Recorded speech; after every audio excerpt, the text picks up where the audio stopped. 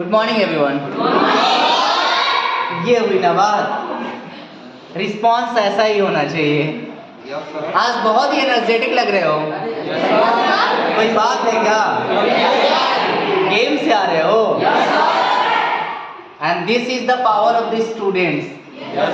This is the stamina of the students. This is the energy of the students. And this is the zeal of the students. This is the enthusiasm of the students. खेलने के बाद भी इतनी energy है। खेलने के बाद भी इतनी एनर्जी है। तो हाउस द जोश? हाउस द जोश? Very good. High class start करते हैं। पता है इतना ज्यादा आपको इनकरेज, मोटिवेट या एनर्जी देने का काम क्यों किया गया है? Because this is the last part of voice. Voice का आज लास्ट पार्ट है। हम लोग इंपरेटिव सेंटेंसेस को पैसिव वॉइस में बनाना आज सीखेंगे। Clear?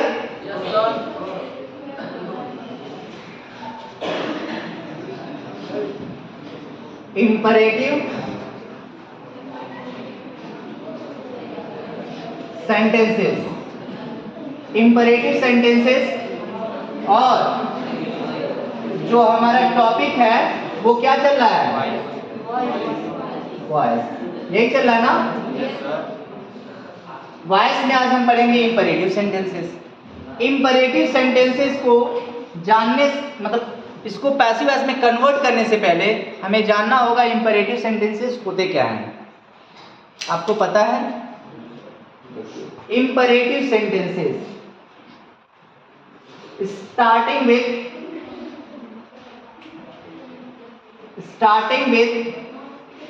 finite verb. Starting with finite verb. Imperative sentence किससे स्टार्ट होते हैं? फाइनाइट वर्ब से स्टार्ट होते हैं। नाउ द नेक्स्ट क्वेश्चन जो आपके दिमाग में आता है, what is finite verb? Finite verb क्या होती है? फाइनाइट वर्ब यहां पर कहने का मतलब है मेन वर्ब। क्लियर? नाउ बेटा स्टैंड अप,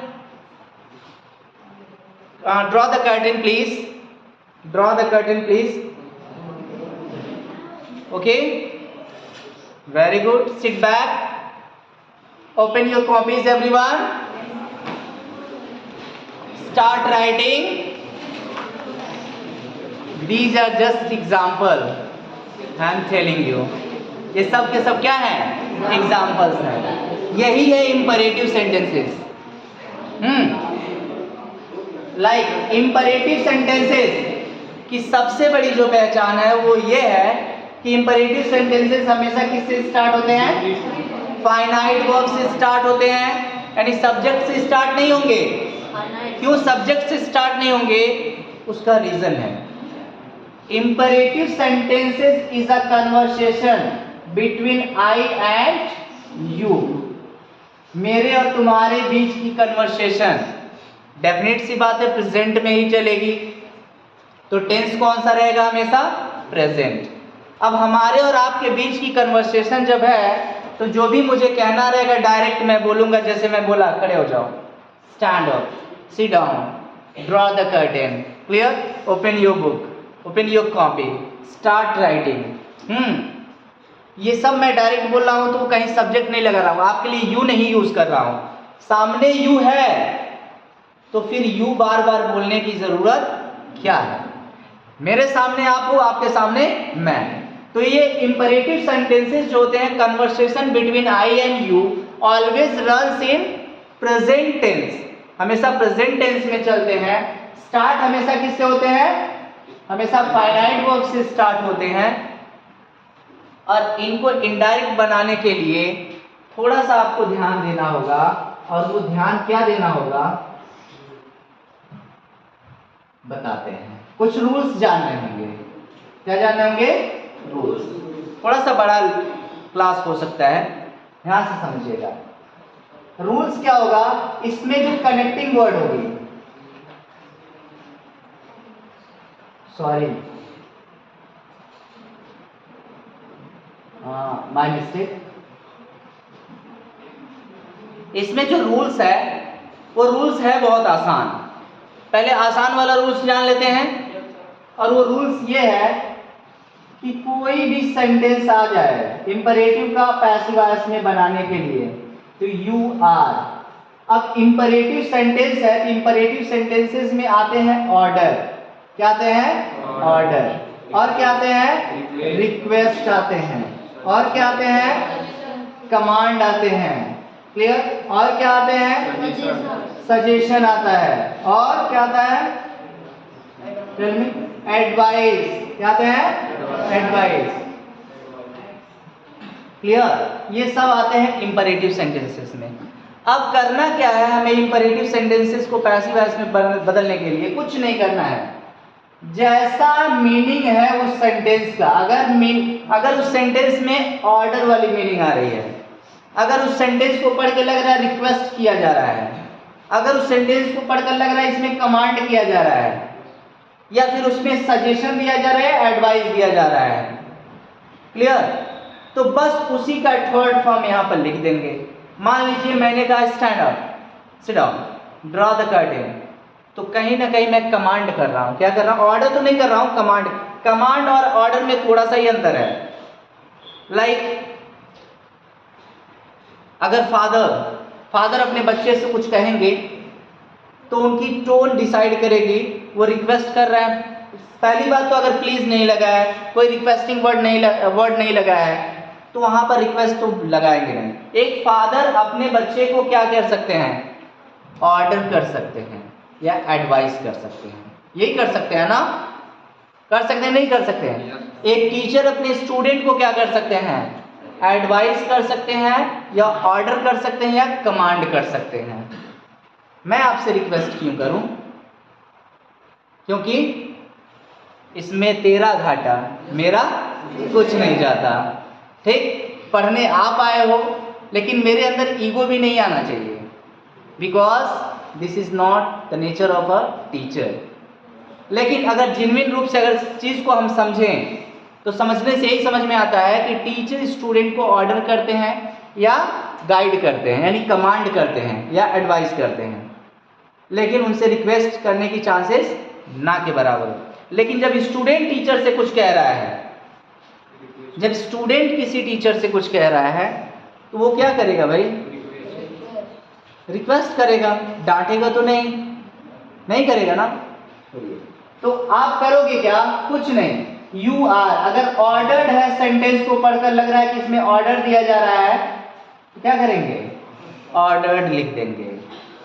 अगर लग रहा है कि एडवाइस दिया जा रहा है तो एडवाइस्ड लिख देंगे। क्लियर? अगर लग रहा है रिक्वेस्ट किया जा रहा है तो रिक्वेस्टेड लिख देंगे।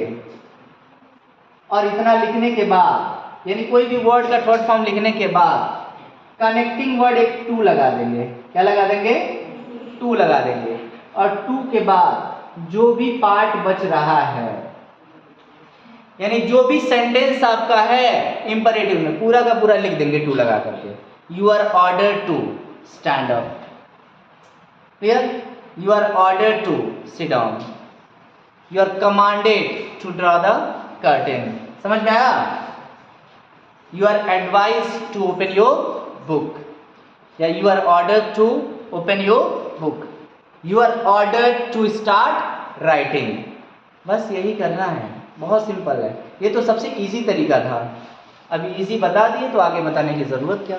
तो क्या अब इससे ज़्यादा इस आसान क्या हो सकता है? लेकिन केवल और केवल आसान ही नहीं जानना है, क्योंकि कंपटीशन आगे बढ़ सकते हैं। वहाँ अगर ये आसान वाला नहीं पूछा जाए, कुछ रूल्स एंड रेगुलेशंस वाले क्वेश्चंस किए जाएं, आप फंस जाओगे। क्योंकि ऑप्शन में अगर ऐसा कोई ऑप्शन रहे ही ना, तब आप कैसे जानोगे? उसके लिए देखिए, सबसे पहले तो लिखिए, मान लीजिए एक एग्जांपल देखते हैं। एक एग्जांपल अगर देखें, क्लोज द डोर। मान लीजिए ये आपका एक सेंटेंस है।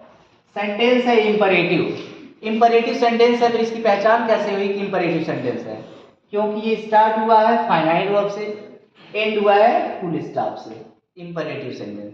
असर्टिव की पहचान क्या होती है? सब्जेक्ट से स्टार्ट होता है, फुल स्टॉप से खत्म होता है। इंटेरोगेटिव की पहचान क्या होती है? क्वेश्चन वर्ड या हेल्पिंग वर्ब से स्टार्ट होता है, लास्ट में क्वेश्चन मार्क से खत्म होता है। एक्सक्लेमेटरी सेंटेंस की पहचान क्या होती है? क्वेश्चन व्हाट या हाउ से स्टार्ट होता है, या फिर लास्ट में मार्क ऑफ एक्सक्लेमेशन दिखाई देता है लास्ट में या कहीं बीच में, वो क्या हो जाता है? एक्सक्लेमेटरी सेंटेंस, यानी सडन सरप्राइज या शॉक उसमें नजर आता है। तो ये है इंपरेटिव। और इंपरेटिव को चेंज करने के लिए पैसिव वॉइस में आसान है तरीका। और वो तरीका क्या है? सबसे पहले हम लगा देंगे लेट। क्या लगा देंगे? लेट। सबसे पहले क्या लगाना है? उसके बाद लगाना है आपको ऑब्जेक्ट। क्या लगाना है? ऑब्जेक्ट। उसके बाद लगाना है बी।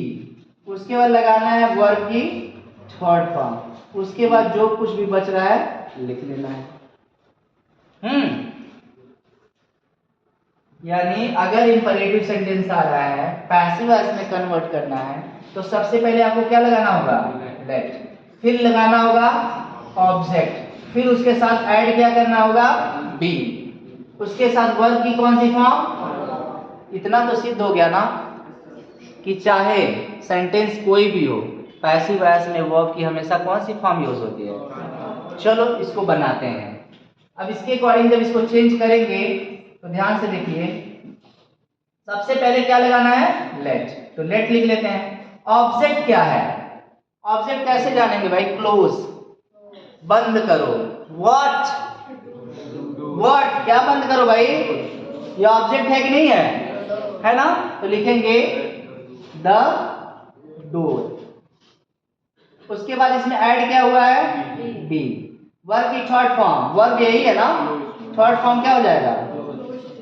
और लास्ट में let the door be closed. या फिर और क्या लिख सकते हो जिस तरीके से मैं बताया हूं? यू आर कमांडेड या यू आर ऑर्डर्ड। समझ में आया? दोनों में से कोई एक वर्ड लिख सकते हो। You are ordered to close the door. आपको जो आसान लगे लगे, लेकिन आपको सब आना चाहिए, दोनों आना चाहिए। ये आप नहीं कहोगे कि ये वाला थोड़ा डिफिकल्ट लग रहा है। क्या डिफिकल्ट लग रहा है? अपने पास से हमने लेट लगाया और अपने पास से हमने क्या लगाया? बी। बाकी सब तो वही है, बस फॉर्म इधर उधर हो गया, उनकी जगह इधर उधर हो गए। पैसिव वॉइस बनाने के लिए आप सबको पता है ऑब्जेक्ट को क्या बनाना रहता है? सब्जेक्ट बनाना रहता है। अब कहोगे ऑब्जेक्ट को सब्जेक्ट बनाना रहता है, तो यहां पर तो आपने यू लगा दिया, कैसे हम मानेंगे? ऑब्जेक्ट को सब्जेक्ट बनाना रहता है। देखिए मैंने पहले ही बताया है कि जो इंपरेटिव सेंटेंसेस होते हैं एक conversation between I and you होते हैं, और यू हमेशा हिडन होता है क्योंकि उसकी जिक्र होती नहीं है। इसका मतलब ये नहीं कि यू उसमें होता नहीं है, यू हमेशा हिडन होता है। और इसीलिए पैसिव वॉइस बनाने के लिए दोनों तरीके हैं, जो आप तरीका आपको बेस्ट लगे उस तरीके से आप बना सकते हो। समझ में आ रहा है?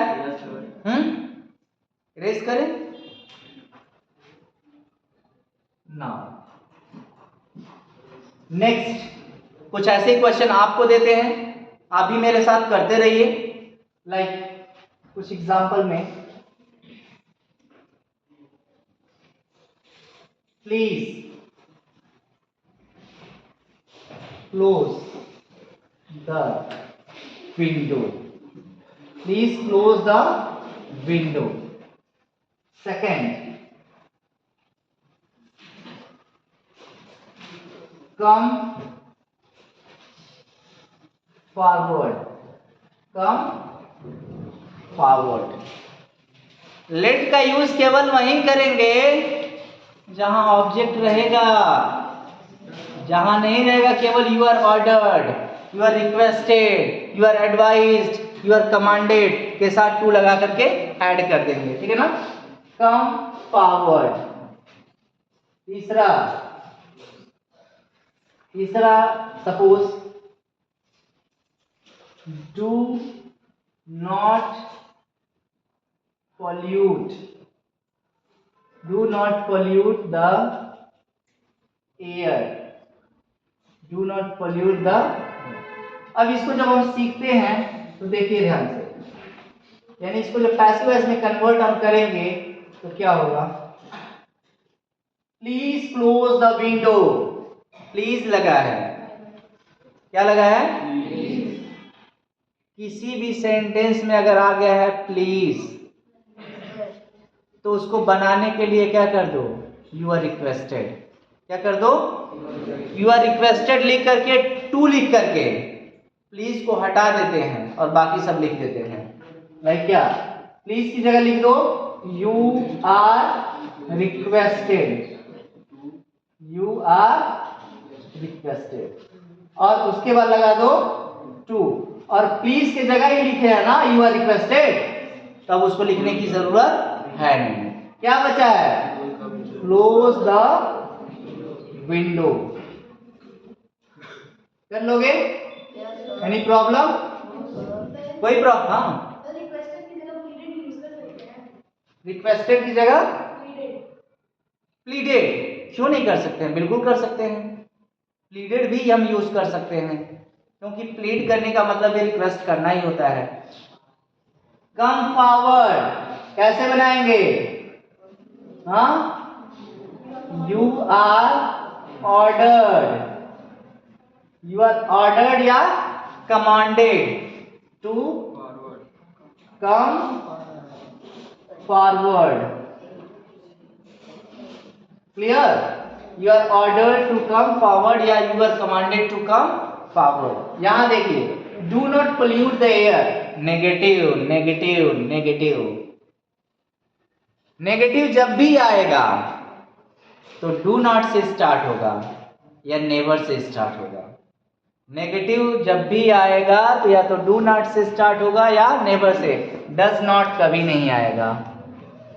क्योंकि सामने वाला जो सब्जेक्ट होता है हमेशा यू होता है, और यू के साथ कभी डज नॉट नहीं लगाते हैं, क्या लगाते हैं, डू नॉट लगाते हैं। भले ही वो यू छुपा हुआ है, इसका मतलब ये नहीं कि हम छुपा हुआ चीज है और जानते हुए भी अनजान बन जाएं। इसलिए नेगेटिव सेंटेंसेस जब भी स्टार्ट होंगे इंपरेटिव में, डू नॉट से स्टार्ट होंगे या नेवर से स्टार्ट होंगे। इसको आप कैसे बनाएंगे, बहुत ही आसान है, बिल्कुल उसी तरीके से बनाएंगे। सबसे पहले हमें लेट लगाना है, क्या लगाना है, लेट, तो लेट लगा दीजिए।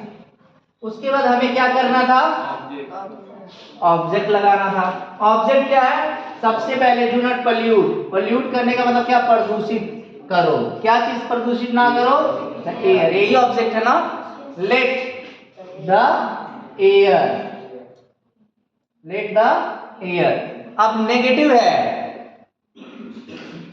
क्या है, नेगेटिव है, तो नेगेटिव है तो ऑब्जेक्ट को आपने सब्जेक्ट बनाया, ऑब्जेक्ट को आपने सब्जेक्ट, और सब्जेक्ट के बाद ही नॉट लग जाता है, and let the air not, और ऐड क्या करना है, be, let the air not be polluted, okay,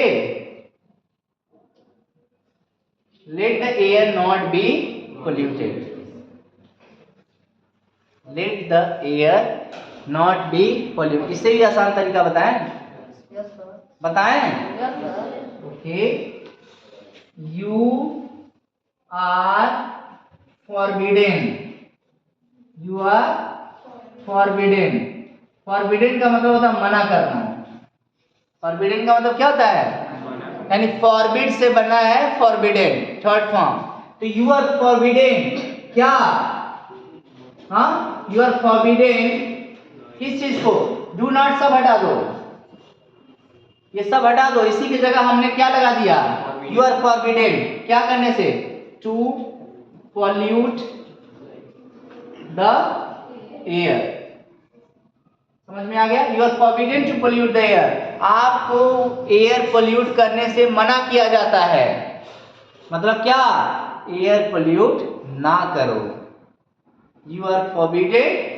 to pollute the air, यानी डू नॉट वाला आप कर लोगे, कोई प्रॉब्लम होगी, डू नॉट वाले में करना क्या है, सबसे पहले हमें लेट लगाना है, फिर हमें ऑब्जेक्ट लिख लेना है, नॉट उसके बाद पेस्ट कर देना है, कॉपी पेस्ट ही करना है और उसके बाद ऐड क्या करना है, बिल्कुल ही अफर्मेटिव, इसमें इंपरेटिव के नॉर्मल सेंटेंसेस कि जैसे बी ऐड कर देना है, पॉल्यूटेड लिख देना है इसमें जो बचा हुआ है, यानी वर्ब का थर्ड फॉर्म। दोनों तरीका आसान है कि नहीं है? है ना आसान? मुझे लगता है कि एक्टिव वॉइस पैसिव वॉइस में कोई ऐसे सेंटेंसेस नहीं है जिसका पैसिव वॉइस ना बना पाओ, प्रीपोजिशन बाय का यूज करके बना सकते हो ना। And that's all, have a good day, enjoy your day, see you soon next time.